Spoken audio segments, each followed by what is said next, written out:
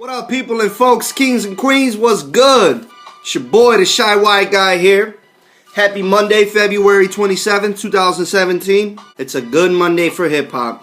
Something dropped this past weekend that the hip-hop heads are just eating up right now. Everyone's listening to this shit right now. Everyone's bumping this. Sheether! Remy Ma, Papoose' wife, Terror Squad, dropped Sheether this weekend. Going for Nicki Minaj's head. She came to chop that shit off. This is what we love to see. This is what makes our music better than any other art form. Could rock do some shit like this? Could country do some shit like this? Could art? Could dance? What? There's nothing like hip hop. Remember that. There's nothing like it. You gotta love it. I love it. So let's just start off at the top. You know, this song has a lot of personals in it. In this song, she takes a lot of jabs at Nicki's personal life and shit like that. But this breakdown is going to be more of like focusing on the bars, focusing on the lyrics. I don't really get into all that little catty, gossipy bullshit that they do. I go to World Star like I normally do. I woke up, went on World Star, and I see a picture of, it looks like a Barbie doll that's chopped up into little pieces. And it's got a Nicki Minaj head on it and it says Sheether. Right? First off, the beat that she chose to do it on is one of the greatest beef beats of all time. One of the greatest diss records of all time. Ether has always been in my top 5 of diss songs for sure. She jumped on one of the best beef songs. So right off the bat, she gets point for that. Then the artwork, you know, the chopped up Barbie doll with the Nicki Minaj head on it, that was fire. And very reminiscent of the whole the Drake and Meek thing. Remember when Drake put out the artwork of the Toronto baseball player knocking out the dude from Philly? The choice of beat, the artwork, and then the name of the song, Ether, Sheether. It's a good play on words. So the song starts out basically with a clip of Nicki Minaj saying, "Free Remy." No, free Remy. It's smart to put it there because she put it right at the beginning of the song, just showing everybody, like, look, this girl worships me. Now it kind of puts Nicki Minaj in a weird position. It's like, how can you diss someone, or how can you come for somebody that at one point you looked at as like a god? She had a punch in there where she says, talk about bringing knives to a fight with guns when the only shot you ever took was in your buns. Great punch right there. I fuck with that, Remy. Meek put out a video where Meek's bumping to a part where she's talking about Nicki Minaj not being able to have sex because Nicki Minaj got butt shots or something. Meek Mill put out a video on World Star and he's bumping it. He's sitting in his car laughing and he's bumping this shit. So that's pretty funny. So then she drops a bar where she says something dearly departed. It's gonna be a bloodbath when I catch you, the real red carpet. A bloodbath when I catch you, the real red carpet. So kind of talking about how Nicki Minaj has turned into like some Hollywood figure, and she thinks like she's so Hollywood now, and Hollywood people walk on the red carpet or whatever, and Remy Ma saying, no, we'll turn the carpet red, saying I'm gonna fill you with shots, I'm gonna shoot you, I'm gonna make you bleed, and that's gonna turn the carpet red. So nice little punch right there. She starts accusing her of fucking Ebro from Hot 97, which is news to me. I never heard anything about that, but I guess her and Ebro has some little thing going on. And she starts talking about Remy Ma's gonna put out a video of Nicki Minaj sniffing coke. And that's another thing that's news to me. I didn't even know Nicki Minaj be on that bullshit, be sniffing coke. And I'm pretty sure she doesn't want fans to know that type of shit. She doesn't want her little Barbie squad to know that she's a cokehead. To me, the best part of the song is the part that comes after that, and that's the whole Nicki wordplay, where she starts playing off of Nicki's name, you know? Which is a popular battle rap thing. That's something they've always done in battle rap. So you play off somebody's name. I responded in less than 48 hours. Nick Nolte. Gripping the gauge, then I blaze off like Face Off. Nicolas Cage. So it's all Nicks, you know, Nick Nolte, Nicolas Cage. She says you animated like Nickelodeon, you little fake bitch. Nickelodeon, you animated. Animated is in like you pretend to be something you're not, but also Nickelodeon plays cartoons, which are animations. I fuck with that. You animated like Nickelodeon, you fake bitch. Only kids believe in you, you Saint Nick. Woo, that's fire right there.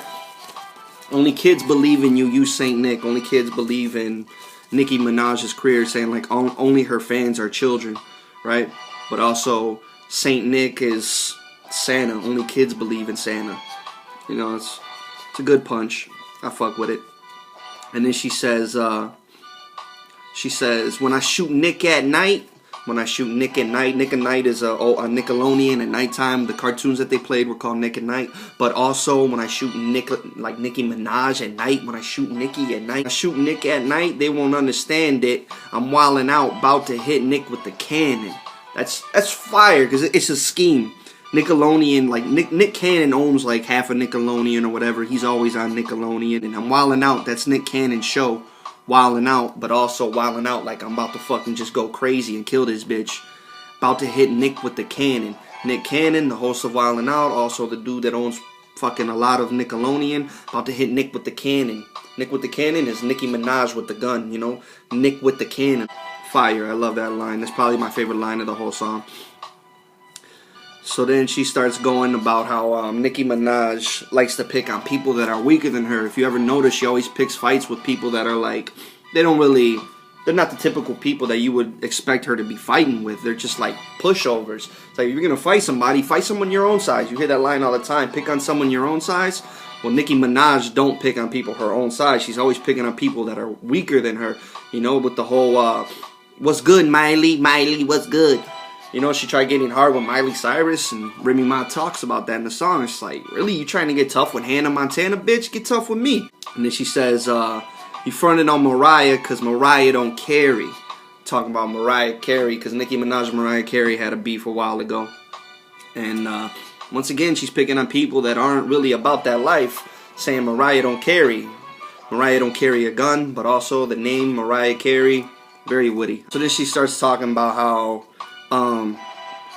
Nicki's just signing to all these people, and about how Nicki has to share her money with everybody. First she's with Drake, then she's with Meek, then she's with Birdman, then she's with Young Money, CMB, and pretty much everybody's getting a piece of that pie. Everyone's getting a chunk of the action, you know what I mean?